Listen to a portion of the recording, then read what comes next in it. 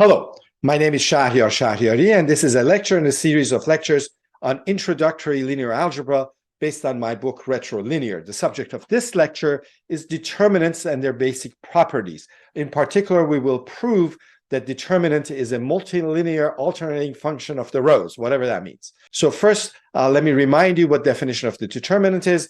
I have a whole video that I go into a little bit more detail about this, but I'm going to tell you what you need here also. But if you have never heard of determinants, you might want to watch that video first. So if A is an n by n matrix, we find all signed elementary products, whatever those are, I'll tell you in a second, and then add them together. What you get is the determinant of A, and we denote that by determinant of A. But what are elementary products? An elementary product is a product of n of the entries. The matrix was n by n. It has n rows and n columns. To pick n of the entries and multiply them, but you make sure no two of them come from the same row or the same column. In other words, you place rooks on an n by n board in a way that they don't attack each other. You find those entries and multiply them by each other, and you get an elementary product. Now, what's a signed elementary product? Well, it's an elementary product that you multiply either by plus or minus one. But which one do you do? Well, for each row, you record the column number of the entry you picked. So from row 1, which column number was it? From row 2, what was it? And so forth. And that gives you a permutation of 1 through n. And permutations are either odd or even based on the number of inversions they have. And I will give you an example in a second what that means. But some permutations are odd, some permutations are even. If they have an even number of inversions, then they're even. They're an odd number of inversions, they're odd. And if the permutation is odd, you multiply the elementary product by minus 1. Otherwise, you keep it the same. And when you add those together, you get the determinant. So you first find the elementary products. There's n factorial of them. Half of them will be even, half of them will be odd. Some, as those odd ones, will get a minus in front of them. You add those elementary products, you get the determinant. Okay, now determinants have many properties. For example, A is invertible if and only if determinant of A is non-zero. Determinant of AB is determinant of A times determinant of B. We have something called cofactor expansion. There is a relationship between determinants and elementary row operations. And we can think of determinants as scaling factors, but these are all subjects of future videos. In this video, we prove 4 fundamental properties of determinants. One is that determinant is a multilinear function of the rows, whatever that means. And the next one is that it's an alternating function of the rows, whatever that means, which I will tell you. And the determinant of the identity is 1. The latter one is pretty trivial. Now, you might say, well, that's not 4 properties. There's 3 properties. It is 4 properties, because when you say something is linear in linear algebra, is linear with respect to addition and multiplication, scalar multiplication. And therefore, that multilinear function of rows is actually 2 properties. Now, the reason we focus on these four properties is that determinant is actually the only function that satisfies these properties. And all the other properties that we get can be derived from this. And so we could actually take that to be the definition of determinant as opposed to the sum of the signed elementary products. And in fact, this would be sort of a more elegant way of defining determinants, to say, okay, you have n by n matrices, you want a function that satisfies these properties, and then prove that, well, here it comes, this is the only function that it does it. But I think the proofs are a little bit more straightforward if you start with definition of determinant as a sum of the signed elementary products.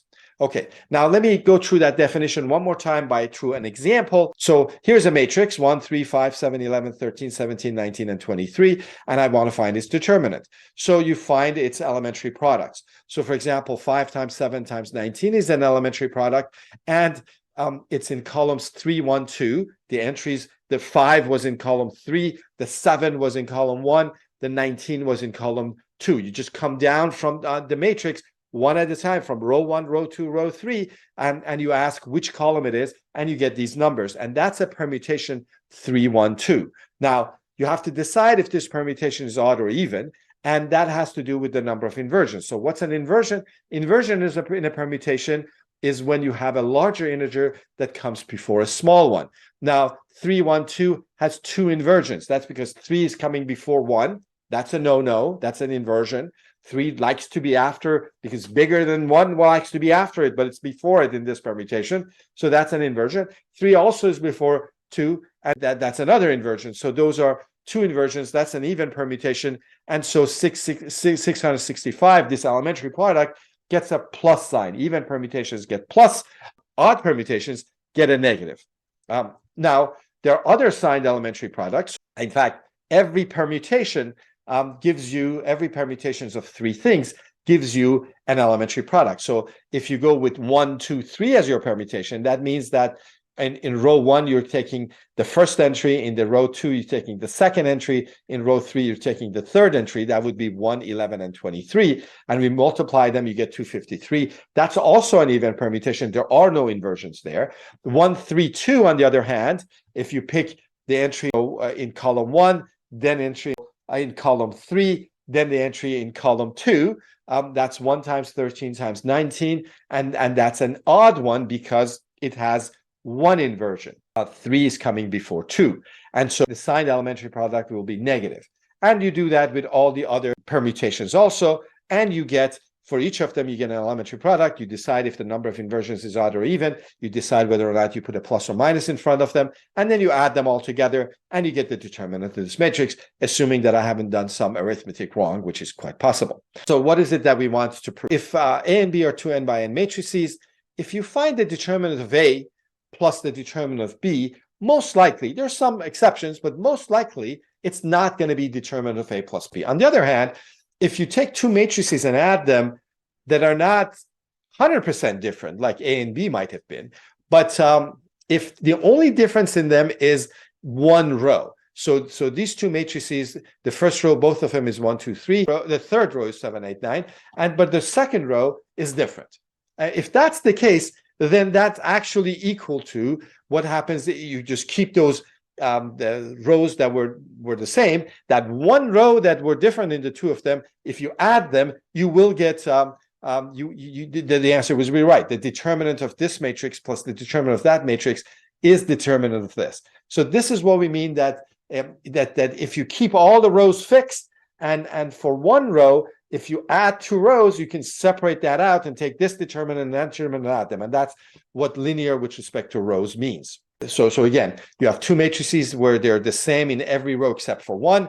You keep those rows the same, but those the rows that are different, you just add them together. You get another matrix. The determinant of that matrix is the sum of the determinants of the two matrices that you had before. So again, this says that the determinant is a linear function of each row and as well as each column. So if you do this with columns, the same thing would work. I'm going to write this now a little bit more formally and then argue why this is true. So we have these row vectors. So R1 through Rn and S are row vectors. They're not numbers. They're n tuples, but written as a row.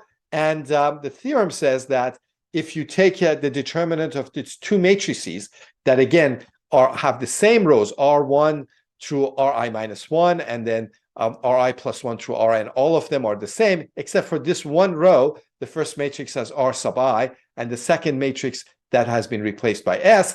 Then when you add those determinants, you get the determinant of the one matrix, where it has the same rows as before, except for that one row. Now it became Ri plus S. Now, why is that? Well, going back to the definition, what we want to show is that both sides have the same signed elementary products. What are the elementary products? If you look at this matrix, the new matrix, the one that we get by adding the two rows, it will be something like this. It will be some mess like this. The first few rows are reasonable, but that ith row is actually the sum of two rows. Okay, now when we find elementary products, remember elementary products, you take one entry from each row and each column. And so no two entries from the same row, no two entries from the same column, but from every row you get and every elementary product will have one of these sort of fancy elements. And so a typical elementary product will be of this form. It will be a bunch of entries all coming from different rows and columns, and then one of these sums, and then some more. Now, whatever that is, and whatever its sign is, then when you multiply, you can multiply the side, you get two terms that are added together. And if you look at it, those are exactly the elementary products of these two matrices. And so that's why the elementary products of this guy are the same as the sum of those elementary products. And If the elementary product, this elementary product is odd, both of those will be odd. If this elementary product is even, both of those will be even. So the signed elementary products of this matrix, this more complicated matrix, is the same as the elementary product of this first one plus the elementary product of that one. And so when you add all of them together, the two sides are going to be equal. Okay, so again, linearity is not just addition, but also scalar multiplication. So this time I have a scalar alpha, and again, I have n row vectors. If you have a matrix, and if you multiply one row, again, you keep all the other rows fixed, and you're multiplying one row by a scalar, then the determinant gets multiplied by that same scalar. So now what's the proof of this? The proof of this is pretty straightforward also. So if you take every elementary product of this, when you multiply that row by alpha, every one of them will have one entry, exactly one entry from that ith row, and that entry will have a factor of alpha. And so you can factor alphas from all of them, and you have alpha times these all elementary products or signed elementary products added together, and those will be exactly the same signed elementary products of the matrix without the alpha. And so you can factor alpha from all the signed elementary products, and you're done. The other thing I want to show you is what happens when you switch rows. And this is what alternating means. Alternating means when you switch rows, the determinant gets multiplied by -1. So again, I have row vectors. Those are the vectors, the row vectors of a matrix.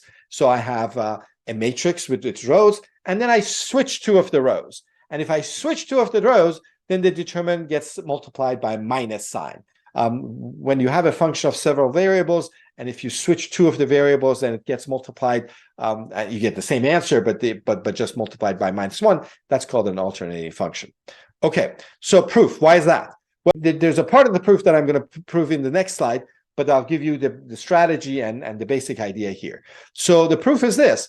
When two rows are switched, what happens to elementary products? Actually, nothing happens to the elementary products, because when the two rows are switched, well, you were going to take something from this row and something from that row and not from the same column, and multiply them with entries from other things, and you're going to do the same things. And so the elementary products will be the same. But when you switch two rows, when you write down the permutation that goes with that elementary product, really what you have done is you have switched two entries in that permutation. Two numbers are switched. And the point is that our claim is that this changes the parity. By parity, I mean even and oddness. So if a permutation was even, it becomes odd. If a permutation was odd, it becomes even. And therefore, all the elementary products of these two matrices, when you switch the rows, are the same, but all the signed elementary products are actually minus each other. And therefore, when you add these together or the other guys together, one is going to be the negative of the other ones. So the only thing that I have to convince you is that really the parity changes when in a permutation you switch up two elements. And remember, permutations are odd and even depending on the number of inversions. So again, inversion and permutation is when a larger number integer comes before a smaller one. And so, for example, here we have 3, 4, 1, 5, 2, 6, and that's a permutation of 6 things, 1 through 6. And it has 5 inversions. Inversions is when something that wants to be after the guys that are smaller than it is actually before that. So here 3, 1 is an inversion, 3, 4 is not an inversion, 3, 1 is an inversion, 3, 2 is an inversion, because 3 is coming before 1 and before 2, and 4 is coming before 1 and 2, and 5 is coming between 2, and those are the inversions, and there are 5 of them. Now, what happens when you switch two adjacent elements? So, for example, you might take the 4 and the 1 and switch them, or in the 1 and the 5 switch them. So if you switch the 1 and the 4, instead of 4, 1, you get 1, 4. If you switch the 1 and the 5, instead of 1, 5, you get 5, 1. Whenever you switch two adjacent things, all that happens is that the number of inversions goes up by 1 or down by 1. Either these two things were already in good order, like the smaller one came before the bigger one, and you switch them and you got an extra inversion, or it was an inversion and now you switch them and now you have one less inversion. Nothing else is affected. But what if you switch two non-adjacent elements in a permutation? Like, for example, let's say our 3, 4, 1, 5, 2, 6, and switch the place of 4 and 6. What happens to the number of inversions then? Well, you can think of it this way. When you want to switch 4 and 6, don't just switch them. Switch it one at a time slowly, with adjacent ones. So start with 3, 4, 1, 4, 5, 2, 6. First, bring 4 next to 6 by switching it by the guys next to it. So switch 4 with 1, then switch it with 5, then switch it with 2, and now you're next to 4, 6, and now you can switch those two guys, and you get 6, 4, and now you've got to move 6 back. So switch 6 with 2, with 5, and then with 1, and now you're done. But now note, 4 had to get next to 6. So it had to go past whatever number of elements was between them. So if between them there were m elements, you had to make m moves. Every time you make that move, the number of inversions goes up by 1 or down by 1 because you're switching adjacent things. So you did m switches of permutations. Then you switch the 2. Now hold that thought for a second. After you switching the 2, you had to bring the second number back to the place of the old place of the first number, and you had to do the same number of switches as you did before. So if you did m switches to get the 4 next to 6, you have to do m switches to bring 6 back to the place of 4. So that's 2m switches. That's an even number of switches. So no matter what happened when you were doing that, you did an even number of switches, and so the parity, evenness, and oddness did not change. But there was one other switch you had to do, which was switch the place of 6 and 4. And that one extra one gives you 2m plus 1 switches. And so when you switch 2 elements in a permutation, even permutations become odd permutations become even. And that completes the proof of why, when you switch 2 rows of a matrix, the determinant gets multiplied by -1. So we proved that if A is an n by n matrices, and you switch 2 rows of A, the determinant gets multiplied by -1. Something that's equivalent to this, that we can prove this next thing from this, or prove what we just proved from it, they're equivalent in that sense, is that if 2 rows of a square matrix are the same, then the determinant is 0. Why is that? Well, if 2 rows of the matrix are the same, switch the 2 rows. What happens? Nothing. Well, they're the same. When you switch them, nothing happens. You have the same matrix, so it has the same determinant. But we just proved that when you switch things, the determinant got to get multiplied by -1. So the determinant is the same, but it's also the same as if you multiplied by -1. Which number is it that if you multiply it by -1, it doesn't change? The only number like that is 0, so it must be 0. So if you have 2 rows the same in a matrix, the determinant is 0. Okay, so that last property is that the determinant of identities. One, well, the more general property is that if you have a upper triangular matrix like this, when all the non-zero entries are on the diagonal or above, below the diagonal is all 0 entries. Then the only non-zero signed elementary product is the product of the diagonals, because you have to, every other elementary product will be 0, because every other elementary product will have something from this row other than lambda 4, or something from this row other than lambda 3, and so forth. The only one that's non-zero is lambda 1 times lambda 2, lambda 3 times lambda 4, and that's the permutation 1, 2, 3, 4 with no inversions, and so it's even, and so that's the determinant. And so if A is upper triangular or lower triangular means all the action happens on the diagonal or below. Above the diagonal, it's all zeros, and the determinant of A is the product of diagonal entries. And the corollary to that is identity, which only has ones down the diagonal. Its determinant is 1. And again, the 4 fundamental properties that we proved is that determinant is a multilinear function of the rows. That means if you keep all the rows the same, and if you then the determinant is a function of that one row, and it's a linear function of that row. So it preserves addition and scalar multiplication. And it's also an altering function of the rows. That means if you switch 2 rows, the determinant gets multiplied by -1, and the determinant of the identity matrix is 1. And again, determinant is the only function that satisfies these properties. And it's also, all of these properties are true if you switch rows with columns. Now, we had a video before this on definition of determinant. This was the basic properties of determinants. The next one works on what happens when you do elementary row operations on determinants. Actually, we've done some of those already. The next one after that gives us 2 major properties of determinants, which is that one is that they tell you if a matrix is invertible or not, and another one is that the determinant of AB equals determinant of determinant B. Then there are other ones about cofactor expansion adjoints and inverses, the Wronskian, and the relationship between determinants and areas and volumes. See you at the next lecture. Keep hydrated. Subscribe to my videos if you want to this channel, if you want to be subjected to more videos on undergraduate mathematics on your feed, and like my video if you liked it. Thank you.